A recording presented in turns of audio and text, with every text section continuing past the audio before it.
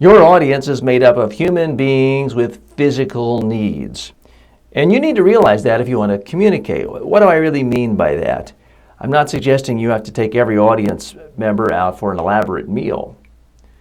But if you are speaking to an audience, or if you're doing a training for a day, and the room is too cold and everyone is shivering, they're not going to be able to pay that close attention to you because they're physically uncomfortable.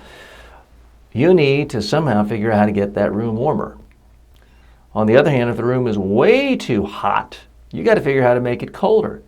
Open a window, call the manager of the building over, call the superintendent, figure it out. If you've been speaking for an hour and the person before you spoke for an hour and there wasn't a break in between and you see people squirming a little and a couple people getting up, that's a sign it's time for a bathroom break. It might not be scheduled, it might not be on the agenda, but human beings have physical needs, so you need to recognize that. Same with food. You're going on and on. Perhaps you're doing an all-day event, speaking, training, leading a seminar. You're having the time of your life. Everything is great, but it's 12:30. Perhaps you're used to eating lunch at 1:30. Guess what? A lot of people in the world eat lunch at noon. A lot more eat lunch at 12:30. I personally would be doubled over in pain.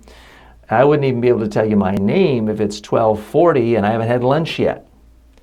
So you need to be aware of the physical needs of your audience. Don't take them past normal times for eating lunch or, for that matter, dinner. Ultimately, you want to communicate ideas.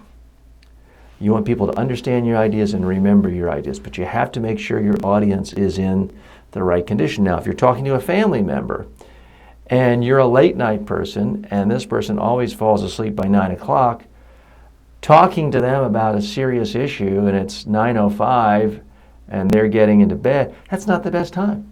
You need to be aware of your audience's body clock, whether it's one family member or 1,000 people at a conference. Be aware of their physical needs. If they're tired, cold, hot, or hungry, they're not going to focus on your message.